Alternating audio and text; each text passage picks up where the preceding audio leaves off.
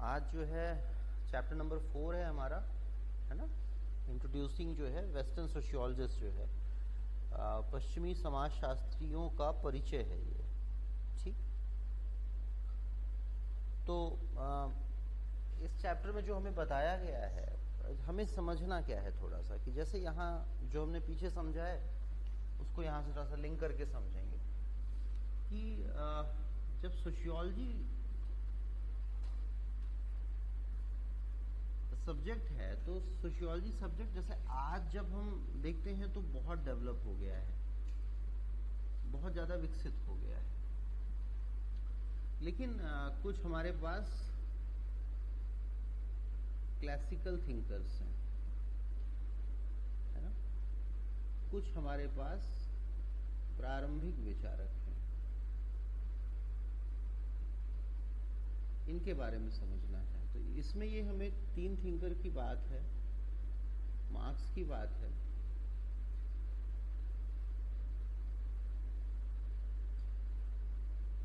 दुर्खाइम की बात है, दुर्खीम की बात है, मार्क्स दुर्खीम, और मैक्स वेबर की बात है।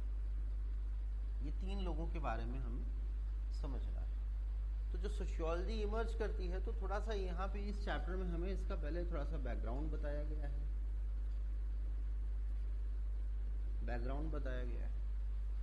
तो जो बैकग्राउंड है उसमें ये बताया गया है कि यहाँ पे कुछ रिवोल्यूशन है, कुछ क्रांतियां हैं जो हो रही होती हैं, है ना। तो एक एनलाइटमेंट है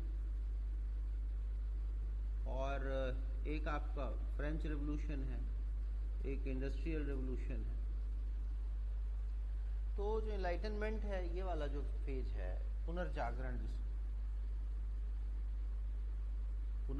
बोलते हैं, और फ्रांसीसी क्रांति, औद्योगिक क्रांति। ये जो शब्द हमने लिखा है यहाँ देखिए, ये असल में क्या है कि जब समाज बदल रहा है, समाज क्यों बदल रहा है? क्योंकि इसके पहले व्यापार शुरू हो चुका है और धन जो है, पैसा, मनी, ये क्या है? मीडियम ऑफ एक्सचेंज है। मतलब रुपया देके कोई सामान हम लेते हैं। उस दौर में ये कुछ नए लोगों के पास आ रहा है,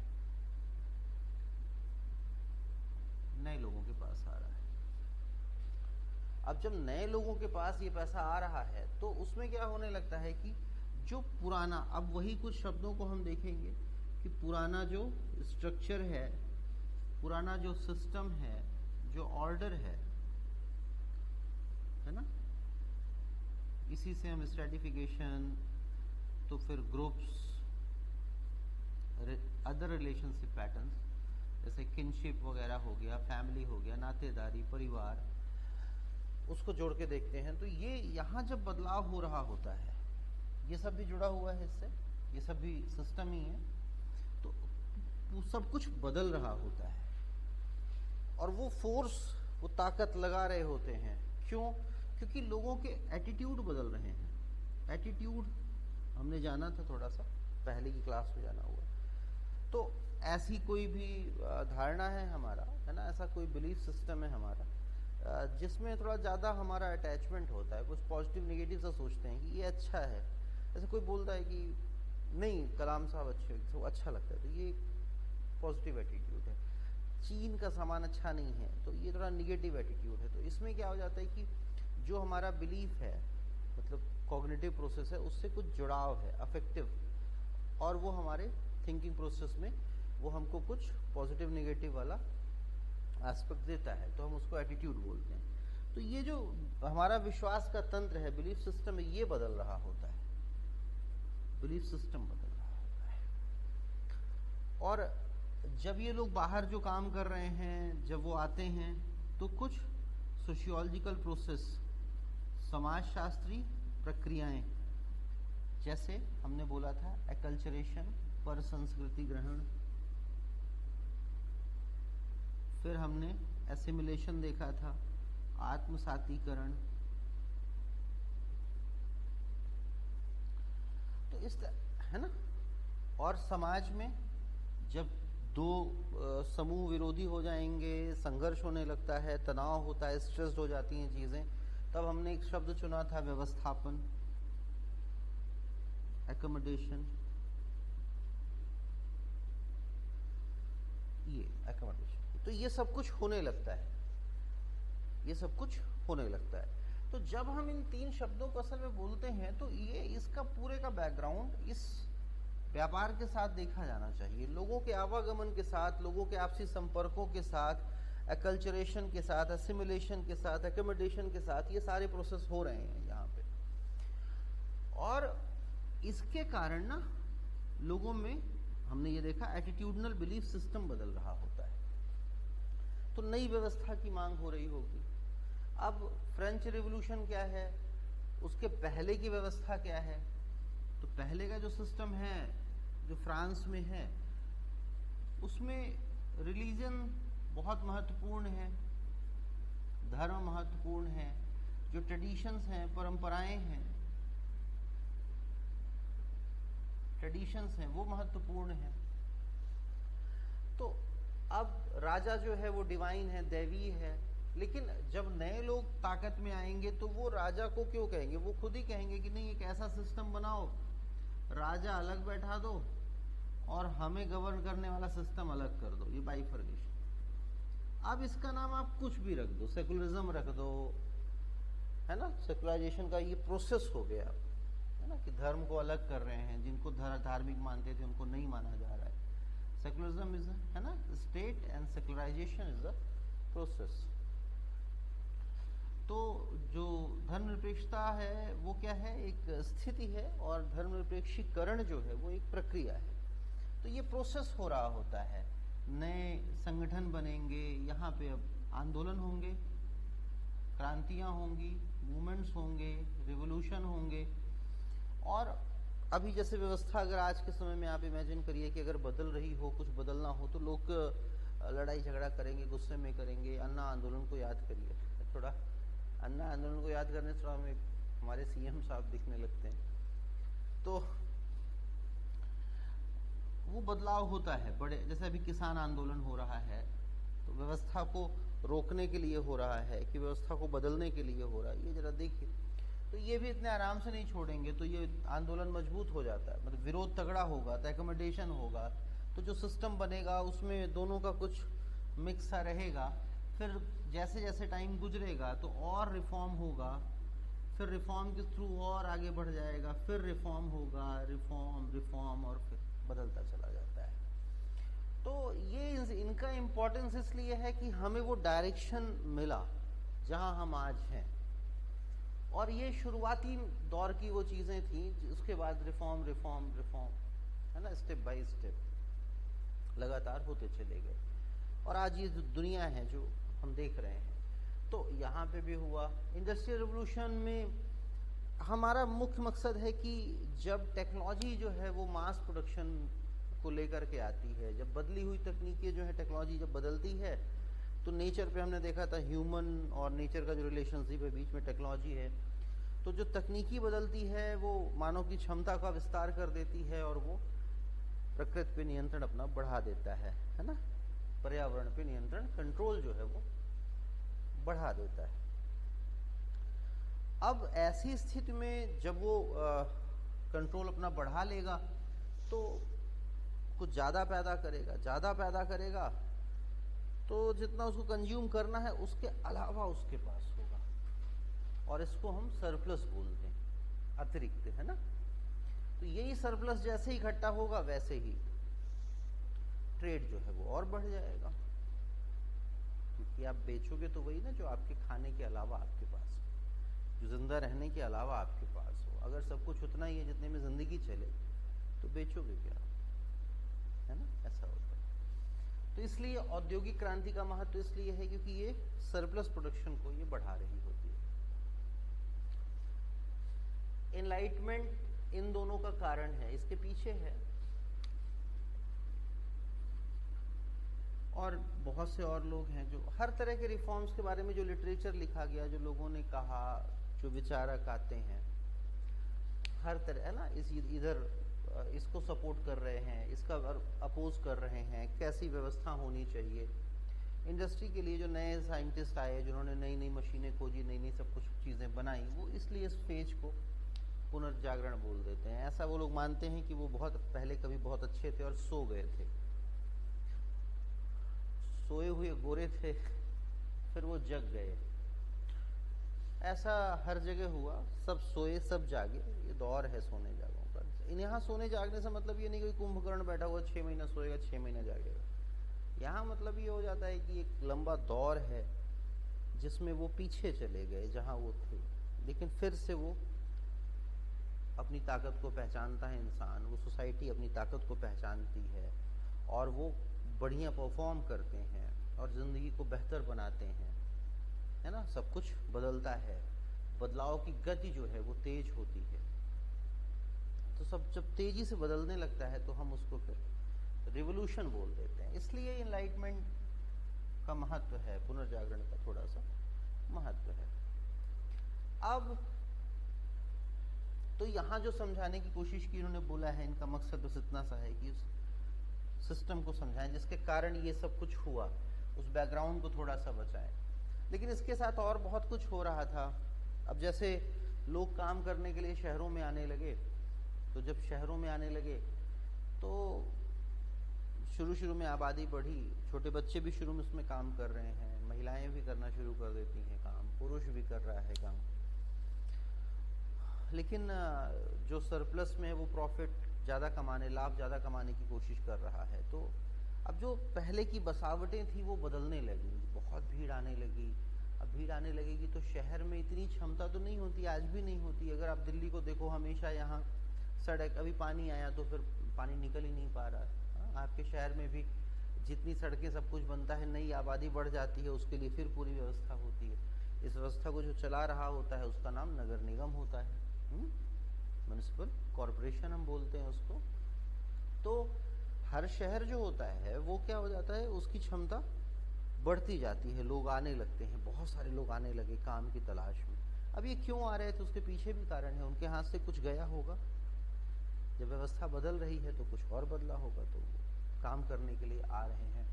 और कुछ यहाँ बेहतर ज़िंदगी है। हमने अर्बन्स में पढ़ा, जब शहर को देख रहे थे तो हमने देखा कि ये बहुत सारे एम्बिशन और एक्सपेक्टेशन को पूरा करने की जगह होती है। यहाँ पे बहुत सारा इंसान की महत्वाकांक्षाएं और अपेक्षाओं को पूरा करने की जगह होती है शहर, जिसको हम बोलते हैं। तो जब ये शहर जो है वो वनरेबल है ना, ज़्यादा भेद्य हो गए थे, दिक्कत होने लगी और समस्याएं बढ़ने लगी, ओवर पॉपुलेटेड होने लगे और लोग जो आ रहे थे वो ज़्यादा थे, काम कम था। तो जब डिमांड सप्लाई का रूल होता है ना, कि कितनी तनख्वाह मिलेगी, एक काम को करने के लिए अगर 20 लोग उपलब्ध हैं तो सस्ता तनख्वाह कम हो जाती है। अभी कोरोना वाले पीरियड में हमको समझ में भी आया होगा। ऐसा ही कुछ वहाँ भी हो रहा होगा, लोग बहुत ज़्यादा थे, काम कम था, लोगों को जो पैसा मिल रहा था वो बहुत कम मिल रहा था। तो उनका जो जीवन था, वो जो स्टैंडर्ड ऑफ लिविंग उनका था, वो बहुत गड़बड़ हो गया, उनकी हालत बहुत ख़राब थी। अब शहरों के बाहर झुग्गियाँ बढ़ने लगीं, एक तरफ अमीर लोगों की, अभी भी ऐसा ही है, अभी भी ऐसा ही है। ऐसा कौन सा है नई चीज़ है जो मैं बता रहा हूँ। आप दिल्ली को घूमो, जितना ठीक शहर बनता है, जितना होता है उतना बाहर से लोग आते हैं, फिर उनको जॉब उस हिसाब से नहीं मिलती है, तो वो है ना सस्ते क्षेत्रों के, सस्ते एरिया जो होता है, चीप एरिया, उसकी तलाश में जाते हैं, है ना, in the search of cheap facilities, they are searching for it. तो फिर वो कहाँ जाएगा, तो वो झुग्गियाँ हैं, ऐसी बसावटें हैं जहाँ कब्जा उब्जा करके ज़मीनों में कुछ बनाया गया हुआ है। तो इसलिए हमने उसमें पढ़ा था पिछले चैप्टर में कि ट्रांसपोर्टेशन इतना महत्वपूर्ण क्यों है। अगर आपको स्लम फ्री करना है तो जितना रैपिड ट्रांसपोर्टेशन बढ़ाओगे और सस्ता, नहीं तो पता लगेगा कि जो अमीर है वो तो बीच में रह रहा है और गरीब आदमी लंबा महंगा पड़ेगा किराया उसको, तो कभी नहीं जाएगा उतनी दूर रहने के लिए। तो यहाँ पे आते हैं, स्थितियाँ ऐसी हैं जैसे अभी भी हालत है। अब आप इमेजिन करिए, आपसे कोई पूछे कि जो झुग्गियों में लोग गरीब रह रहे हैं उनका क्या कारण है। जो एक तरफ बहुत अमीर लोग हैं भारत में, एक तरफ बहुत गरीब लोग हैं, उसका क्या कारण है?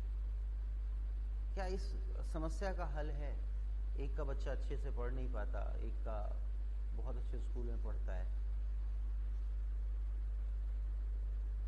आप सोचिए इस पे, ऐसा कुछ ही इसमें लिखा हुआ है कि एक व्यक्ति और है वो सोच रहा है, उनका नाम कार्ल मार्क्स है ना। कार्ल मार्क्स जो है जर्मनी में पैदा होते हैं, लेकिन चूंकि व्यवस्था का ही विरोध कर रहे हैं, जो व्यवस्था यहाँ से बन रही है वो इसका भी विरोध कर रहे हैं, कह रहे हैं इसमें भी दिक्कत है, इस इंडस्ट्री के मॉडल में दिक्कत है। इंडस्ट्री अच्छी है, उद्योग अच्छे हैं क्योंकि जिंदगी अच्छी की, लेकिन जो इंडस्ट्री पे कंट्रोल है वो कुछ लोगों का ही है ना। और ये जो कुछ लोगों के बच्चे, इनको अच्छी एजुकेशन मिल जा रही है, तो ये आगे जब आते हैं तो फिर अच्छा कर जा रहे हैं। तो जो इकोनॉमिक होल्ड कर रहा है, जिसके पास पैसा ज़्यादा है, वही किताबें कौन छाप रहा है, व्यवसायी छाप रहा है। हाँ? कानून कौन बना रहा है? चुनाव में जीत के आज भारत में कौन? सारे गरीब लोग नेता बन गए। तो कानून कैसे बनाए जा रहे हैं? स्कूल कौन खोल रहा है अच्छे? गरीब, अमीर। तो जो आपका सिलेबस है, जो पाठ्यक्रम है स्कूलों को कौन निर्धारित कर रहा है? अमीर कि गरीब? सवाल है हमारे पास। तो और उत्तर भी हमें पता है, हम देख रहे हैं। तो मार्क्स ऐसी कोई बात नहीं कर रहे हैं जो बहुत अजीब सी है, जो हमें समझ में ना आए। लेकिन एक एंगल है कि क्या ये चीजें सच में गड़बड़ हैं, या कुछ ऐसा है कि जो लोग मेहनत कर रहे हैं वो बेहतर जगह पहुंच रहे हैं।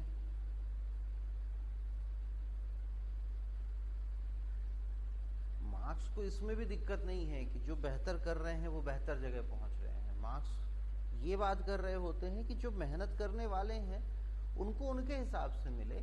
बहुत लोगों को उनकी मेहनत से बहुत ज्यादा मिलता है, वो ठीक नहीं है ना। इतना प्रोडक्शन है, अगर आप मार्क्स के हिसाब से देखें तो देश में, कि बहुत लोगों की ज़िंदगी अच्छी चल सकती है, शिक्षा बहुत लोगों को अच्छी मिल सकती है। लेकिन ये जो सिस्टम बना है, ये जो स्ट्रैटिफिकेशन है, ये स्तरीकरण है, ये सोशल सिस्टम है, सोशल ऑर्डर है, जो सोशल स्ट्रक्चर है, ये सब कुछ मिल करके इंसान, जो एजेंसी जिसको हमने कहा है, उसको कंट्रोल कर रही है। यहाँ से कुछ ऐसा है बता दिया जा रहा है कि उसको कुछ समझ में नहीं आ रहा। और सबसे खतरनाक चीज बोलते हैं रिलीजन है, रिलीजन को ओपीएम बोलते हैं, कि आपने ऐसे रट लिया, अब आपको ज्ञान ही नहीं है कि असल में आप हैं कहाँ, सच की स्थितियां क्या है। आप उन समस्याओं में उलझे पड़े हो जिनका कोई मतलब नहीं मिलेगा आपको आपके जीवन में। तो अब यहाँ पे हम देखते हैं मार्क्स, फिर मार्क्स बताते हैं कि ये प्रॉब्लम, इसका हल कहाँ है। तो जब कोई सलूशन बताने की कोशिश करेगा तो उसके पास सिर्फ एक ऑप्शन है। मतलब if you want to predict something then there is only one way. First you know history and historical development and then guess what will be, है ना।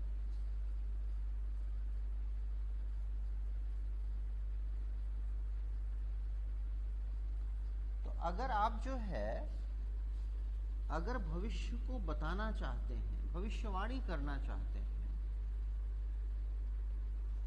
तो आपको इतिहास को जानना पड़ेगा। इतिहास की घटनाओं को बहुत ध्यान से देखना पड़ेगा, तब आप ये कर पाओगे। मार्क्स भी यही कर रहे हैं, है ना, ये सेम चीज कर रहे हैं। अब ऐसी स्थिति में क्या है, इन दिस सिचुएशन, इसमें क्या हो रहा है कि मार्क्स जब हिस्ट्री की बात करते हैं तो फिर वो सोसाइटी बता देंगे 3-4 तरीके की, और जब वो तलाशते हैं कि कैसे कैसे इंसान आया है, कैसे वो बढ़ा, कैसे, पेज नंबर 1 मिनट बताता हूँ।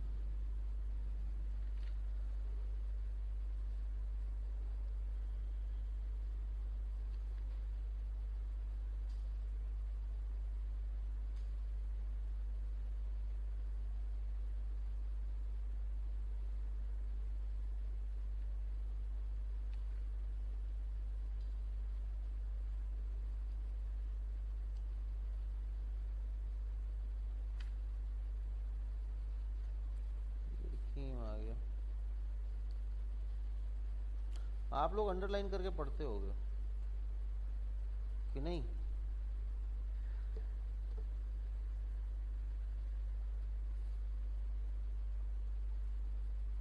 प्रिमिटिव कम्युनिज्म है स्लेवरी और feudalism and capitalism, and then he will discuss about the communism.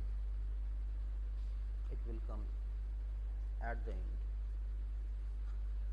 तो अब क्या है कि जब मार्क्स हिस्ट्री की बात कर रहे हैं तो वो फिर आंकड़ों पे जाएंगे, व्यवस्था को देखेंगे, विचार करेंगे, सब कुछ को देखेंगे और फिर वो अपनी थीसिस देंगे, बुक लिखेंगे। और उन्होंने जो बात बताने की जो बताया उन्होंने, जो उनके पास आंकड़े थे, जो उनके प्रेडिक्शंस थे, अनुमान थे, जो स्थितियों को देखा, तो उन्होंने कहा कि हर जो चेंज है एक स्टेज है, एक स्टेज से दूसरे स्टेज में, मतलब एक सिस्टम से जो चल रहा है, सिस्टम ऑर्डर स्ट्रक्चर से जब दूसरे सिस्टम स्ट्रक्चर ऑर्डर की बात करते हैं तो ये क्यों बदला ड्यू टू क्लास कन्फ्लिक्ट, वर्ग संघर्ष के कारण बदला।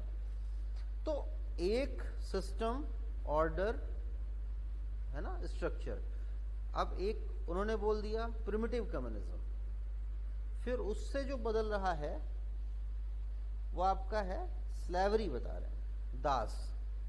तो एक ऐसा दौर है जिसमें सब एक जैसा हैं, काम करते हैं, कम्युनिटी है, समुदाय है, और पशुओं को मार के लाते हैं, फल ले आते हैं, बहुत ऊंच नीच नहीं है, तो मिल बांट के खाते हैं। तो ये वाला उन्होंने प्रिमिटिव कम्युनिज्म, ऐसी एक सिचुएशन। लेकिन इससे जब अगला स्टेज आया तो वो स्लेवरी था, क्योंकि इंसान खेती करने लगता है, खेती करने लगा तो उसको ज़रूरत होने लगी, उसके पास जैसे ही सरप्लस आता है, जैसे ही अतिरेक आया, वैसे ही कहानी बदली। अब एक दास हो जाएगा और एक उसका मालिक हो जाएगा। तो अब है ना, और यहीं से उनके हिसाब से कहानी शुरू हो जाएगी। और जब इन दोनों के बीच में विरोध होगा, है ना, इन दोनों के बीच में संघर्ष होगा, ये जो ओनर है और जो स्लेव है इसके बीच में होगा, तब फ्यूडलिज्म आएगा। Feudalism is a different type of system, order and structure. Feudalism is the different type combination of the different type of social order, social structure and the social system. It is a different type of combination than the slavery. So जो दासत्व है, दास वाले से है, दास से जो सामंतवाद है उसके जो समायोजन है वो अलग है। किन चीज़ों का समायोजन? ये व्यवस्था दूसरी है, इसमें ऑर्डर दूसरा है, इसकी संरचना दूसरी है, इसमें फिर बाकी सब कुछ किनशिप वगैरह, परिवार दूसरे तरीके का होने लगेगा, राज्य दूसरे तरीके का होने लगेगा। सिस्टम है ना, अलग अलग तरीके के होने लगेंगे, और स्थिरीकरण भी अलग हो जाएगा। संसाधनों पे किसका नियंत्रण है ना, कंट्रोल ओवर द रिसोर्सेज किसका है, ये भी चेंज हो जाएगा। तो जब फ्यूडल में आएंगे तो फिर वो बदलेगा। फ्यूडल के बाद जो है फिर कैपिटलिज्म आएगा। कैपिटलिज्म से इस वाले दौर की बात कर रहे हैं, औद्योगिक क्रांति, जब पूंजी महत्वपूर्ण हो गई, जिसके पास पैसा है, क्योंकि उसको निवेश करना है ना, इन्वेस्टमेंट करना है। तो कैपिटलिस्ट का काम है कि अपने प्रॉफिट को मैक्स ज़्यादा करेगा और फिर उसको इन्वेस्ट कर देगा। तो फिर वो जो है फिर और बड़ी फैक्ट्री लगाएगा, फिर और बड़ी फैक्ट्री लगाएगा। लेकिन ये जो कैपिटलिज्म आया है, जो इसके बाद आया है ना, enlightenment, French revolution and the industrial revolution, इसके बाद आया है जो औद्योगिक क्रांति, पुनर्जागरण और फ्रांसीसी क्रांति के बाद जो व्यवस्था आई उसका नाम हमने पूंजीवाद रखा। और हमने देखा है अभी भी ये जो अवस्था है भारत की, हम पूंजीवादी देश है, पूंजीवादी व्यवस्था है, और जिनके पास पूंजी है उन्हीं लोगों का सम्मान है, वही लोग बड़े हैं, है ना। अडानी अंबानी भी तो हैं, बहुत लोग, बट टाटा बिरला ये लोग भी बहुत बड़े बड़े व्यवसायी हैं। और आपके यहाँ भी जो छोटे स्तर पे भी जो बिजनेसमैन, इनका ज़्यादा पैसा है, उन्हीं की तो रिस्पेक्ट है। मतलब सारी इज्जत कैपिटल के साथ जुड़ जाती है, प्रेस्टीज, स्टीम, एवरीथिंग, है ना। सब कुछ कहाँ जाके एंड कर रहा हो, सब कुछ कहाँ सम्मान, प्रतिष्ठा सब जाके कहाँ मिल रहा होगा? पूंजी में, पैसे में मिल रहा होता है। अब इसका सलूशन कहाँ पे है, हल कहाँ पे है? तो इसमें भी क्लास कन्फ्लिक्ट होगा कैपिटलिज्म में, क्योंकि मार्क्स का मकसद है कि यहाँ से ले करके चलेंगे और यहाँ प्रिडिक्ट करेंगे आगे क्या होगा। तो इसलिए फिर वो इसको समझाते हैं। तो वो बताते हैं कि जो सारे जो रिलेशंस हैं असल वो इकोनॉमिक रिलेशनशिप है, जिसका कैपिटल पे होल्ड होता है, जिसका पूंजी पे पकड़ होती है, जिसकी वही शिक्षा बना रहा है। वो हमने पहले समझ लिया, स्कूल उसी का है, कानून वही है, जज वही है, बड़ा वकील वही है, सब कुछ वही लोग हैं और सब वही लॉ भी है, इसलिए सब कुछ वैसा होता है। वैसी ही कल्चर, वैसी संस्कृति पैदा होती है और जो कमज़ोर है, जो पिछड़ा है, वो पिछड़ा ही रह जाता है क्योंकि वो शिक्षा अच्छी नहीं मिलती है ना। लेकिन मार्क्स तकनीकी विकास का विरोध नहीं कर रहे हैं, बल्कि वो इस पर नियंत्रण, जो कंट्रोल सिस्टम है, इस पे जो कंट्रोलिंग सिस्टम है ना, controlling system of the capitalism, it is मतलब it is faulty in nature. ये इसमें दिक्कत है, जो पूंजीवाद को नियंत्रित करने वाली व्यवस्था है, ये फॉल्टी है, इसमें कमियां हैं, इसकी बात है, इसको बताना चाह रहे हैं मार्क्स। तो फिर वो बताते हैं कि ये व्यवस्था कैसे बदलेगी और वो बताते हैं कि इसमें जो नीचे का जो प्रोलेटरिएट या सर्वहारा वर्ग है, जिसके पास कुछ नहीं है और जिसके पास सब कुछ है, वो बुर्जुआ या बुर्जीज है। तो जो बुर्जीज क्लास है, जो ऊपर वाला है, जो प्रोलेटरिएट है, ये इनके बीच में लड़ाई झगड़ा होगा, ये क्रांति होगी और ये हर चीज़ पे कब्जा करेंगे और इंडस्ट्री वगैरह सब कुछ का फिर से पुनर्वितरण होगा, रिडिस्ट्रीब्यूशन होगा, नए तरह की शासन व्यवस्था आएगी और सब कुछ बदलेगा। तो मार्क्स ये बता रहे होते हैं कि जो बुर्जुआ, अब जब मार्क्स क्लास की बात करते हैं, जब मार्क्स क्लास या वर्ग को डिफाइन कर रहे हैं, जितना देखिए एनसीईआरटी में है, हम उसी के इर्द गिर्द रहेंगे, बाकी हम बातें आगे करेंगे, है ना। ये दोनों सोसाइटी में और सोशियोलॉजी दोनों में हेल्पफुल एनसीईआरटी है और ये चीज़ समझेंगे तो है ना, सवालों को हल करने में आपको आसानी रहेगी थोड़ा सा, तो इसको थोड़ा समझें।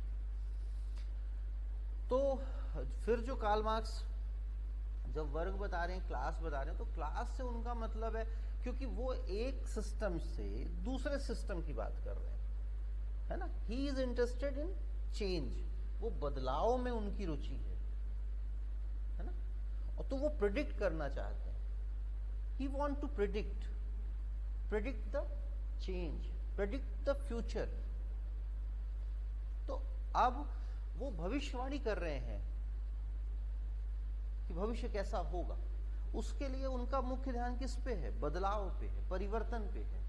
तो वो वही सोचेंगे, उसी चीज पे अपना खुद को केंद्रित करते हैं। तो बदलाव क्या बता रहे हैं, चेंज क्या, इसलिए जब वो क्लास को डिफाइन करेंगे तो उनका मतलब उसकी बदलाव लाने की क्षमता से है ना। क्लास क्या है? तो क्लास कॉन्शियसनेस से जुड़ेगा। क्यों? क्योंकि कैपेबिलिटी टू चेंज है ना। In the Marxist view what is class? Class related to capability to change, है ना, चेंज ऑफ एनी कम्युनिटी। तो अब ये समझ में आ रहा है हमें कि जो किसी समुदाय में जो बदलने की ताकत है, उससे सेंस है उनका कि लोग कम मिलकर के व्यवस्था को बदलेंगे। इसलिए वो बार बार ना कॉन्शियसनेस पे फोकस करेंगे, चेतना पे, लोगों में जुड़े होने की भावना पे, आप एक दूसरे को एक समझने की भावना को, इस वाले थीम को लेकर के चलेंगे। क्योंकि जब तक ये नहीं होगा, ये जुड़ाव नहीं होगा, तब तक विद्रोह नहीं होगा, रिवोल्यूशन नहीं होगा और चेंज नहीं आएगा। इसीलिए मार्क्स ऑब्जेक्टिव और सब्जेक्टिव दो क्लास की बात करते हैं, वस्तुनिष्ठ और व्यक्तिनिष्ठ दो वर्गों की बात करते हैं। कि ऑब्जेक्टिव वो है कि हमने वो कैटेगरी जैसा होता है, श्रेणी जैसा है कि बस के इंतजार में खड़े हुए लोग, पिक्चर देखते हुए लोग, वो आपस में जुड़ाव नहीं होता, या इस इनकम ग्रुप के लोग, फ्रिज का उपयोग करने वाले लोग। तो ये श्रेणी है, ये ऑब्जेक्टिव क्लास है।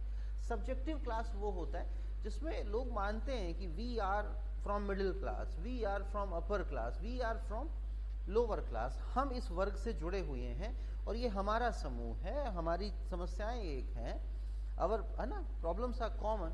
तो ये हम समझने की कोशिश करते हैं, ठीक है। तो ये इस कारण से क्या होता है, ये वो बदलाव ला सकते हैं वो। तो मार्क्स का फोकस यहाँ पे है ना। फिर वो इस स्ट्रक्चर को बता देते हैं। यहाँ पे एक स्ट्रक्चर बना देता हूँ, यहाँ पे इकोनॉमी है, इकोनॉमी में वो फिर, है ना, मोड क्या है, तो आप जब इसको देखोगे तो ये कैपिटलिज्म है, मतलब पूंजी है, सब कुछ महत्वपूर्ण है, तो इसमें उत्पादन की शक्तियां हैं जो, और यहाँ रिलेशनशिप है, संबंध है, तो इसमें मशीन है, जमीन है, टेक्नोलॉजी, बिजली, जो समझते हो सब कुछ है। और इसमें जो लोग उत्पादन प्रोडक्शन में हिस्सा ले रहे हैं उनके बीच में आपस में रिश्ता क्या है, तो मजदूर का मजदूर से रिश्ता और मजदूर का मालिक, दो तरह के रिश्ते बनेंगे। तो ये जो पैटर्न है ये चलता रहे, अगर ये ऐसा ही है कि इस पे कौन कंट्रोल कर रहा है, ये कौन है, ये कौन है, सब ऐसा ही बना रहे, जिसमें इसका अमीर वाले का फायदा है और स्कूल इसी का है, तो ये वैसा स्कूल बना देगा, वैसा ही रिलीजन, वैसा ही बाकी सब कुछ है ना। ये वाला आपको उसमें समझाया गया एनसीईआरटी में, तो थोड़ा इसको समझ लेंगे कि ये ऐसा क्यों बोल रहे हैं, इस वाले को ऐसा क्यों बोल रहे हैं। ठीक, मैनिफेस्टो में भी यही वाली बात की उन्होंने। ठीक, इसके बाद जो नेक्स्ट थिंकर हैं वो इमाइल डर्कहाइम हैं, हम अब उसकी बात कर लेते हैं, इसी चैप्टर में मेंशन है वो। तो इमाइल डर्कहाइम जो है या जो डर्कहाइम है या दुर्खीम जो है, वो उनका वो भी इसी प्रॉब्लम को देख रहे हैं। कुछ वो 1818 में पैदा हुए हैं ये मार्क्स जो हैं, और 1883 में मर जाते हैं, और इमाइल दुर्खीम 1858 में है, मतलब आप देखिए ना 40 साल का अंतर है दोनों के जन्म में, 40 इयर्स, और ये 40 साल के बाद पैदा हो रहे हैं। बहुत बदलाव हो चुका है, प्रॉब्लम्स बढ़ चुकी हैं, एक्सप्लॉयटेशन बढ़ चुका है, कन्फ्लिक्ट बढ़ चुके हैं। मार्क्स इसके पहले एलिनेशन एक वर्ड है उसमें यूज़ किया है, वो अलगाव की समस्या है। तो उस अलगाव की समस्या के साथ क्या हो रहा होता है कि जब हम एक जैसा काम बार बार रिपीटेटिव ढंग से करते हैं और उसका कोई उसमें रचनात्मकता नहीं होती है, क्रिएटिविटी तब होती है जब हम कोई चीज़ बनाते हैं। अगर इस मोबाइल में जो है, ये जो मोबाइल है आपका, इसमें अगर मैं सारा सब कुछ बनाऊँ, सब एक एक चीज़ की डिज़ाइन करूँ, मैं ही हर पार्ट को बनाऊँ, तो मेरी उसमें क्रिएटिविटी होती है। मार्क्स का कहना है कि चूंकि इस मोबाइल के अलग अलग पार्ट को, कुछ लोग एक पार्ट बना रहे हैं, कुछ लोग एक पार्ट, कुछ लोग एक, और एक आदमी जोड़ रहा है, तो इसकी क्रिएटिविटी मर जाती है। तो इंसान सिर्फ काम के लिए काम कर रहा है, काम के लिए काम कर रहा है, उसकी कोई क्रिएटिविटी नहीं है, तो धीरे धीरे वो काम से अलग हो जाता है। काम से अलग होगा, फैमिली से अलग होगा, लास्ट में खुद से ही अलग हो जाएगा। तो इसको अलगाव एलिनेशन कह रहे हैं। ऐसा नहीं कि डर्कहाइम ऐसी किसी प्रॉब्लम को नहीं देख रहे हैं, वो भी देख रहे हैं, वो भी देख रहे हैं,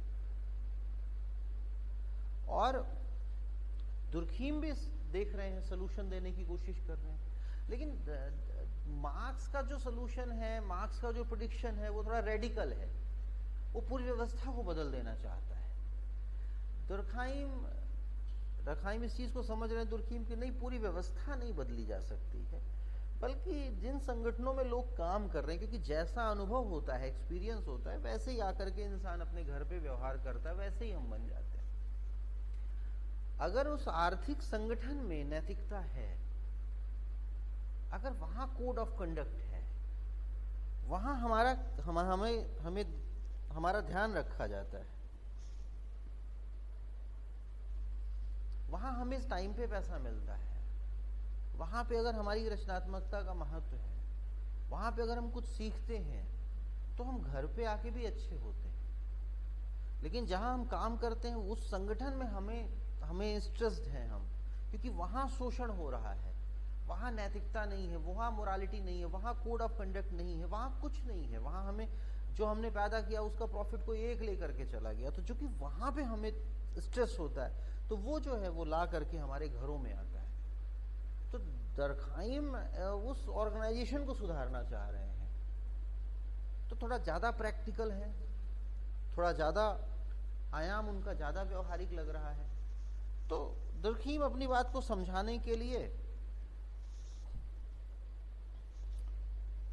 और अब डर्कहाइम का महत्व ये है कि डर्कहाइम ये बताना चाहते हैं कि देखो, सोसाइटी में रहना है, मनुष्य एक सामाजिक प्राणी है, सोशल एनिमल है, और sociology is a different subject, social aspect is a different subject.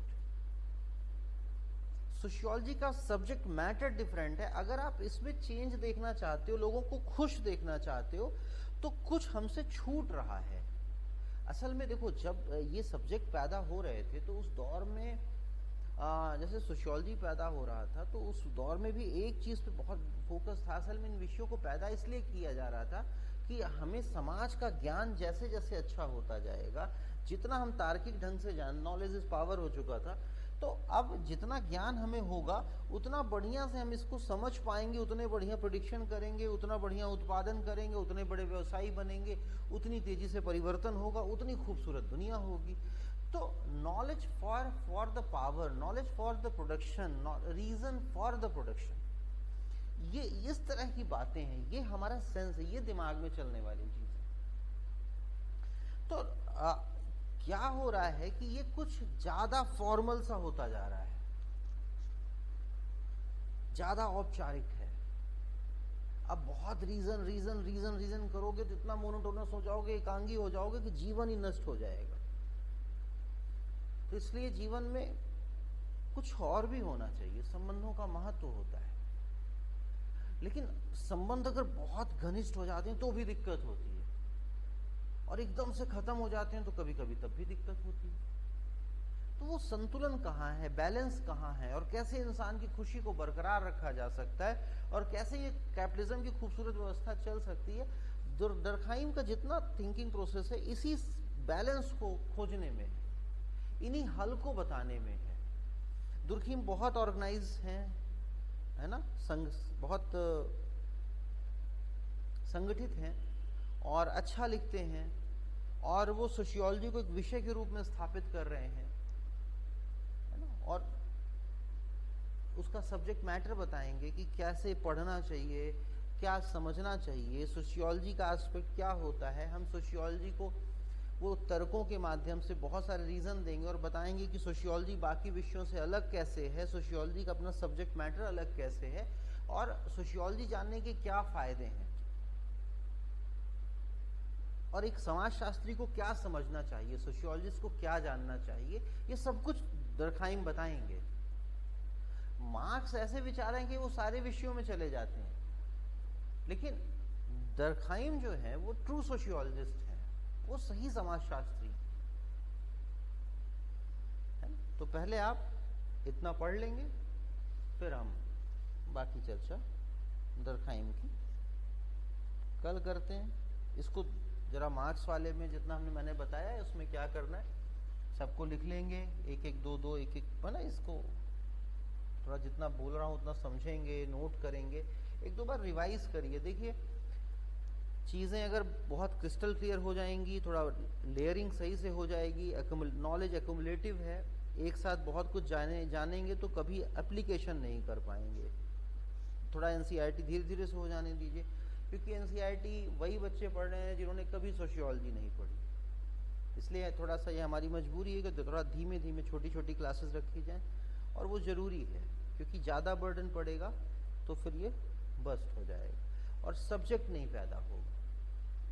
Subject को रटिएगा मत, बहुत डिफाइन करने की कोशिश मत कीजिए। देखिए डिफिनीशन सबसे लास्ट में आती है, जब सब तैयार होता था, बताइए ये बात है, जब सारी समझ बन जाती है तब परिभाषित किया जाता है। परिभाषा से सारे समझ को नहीं निकाला जाता है।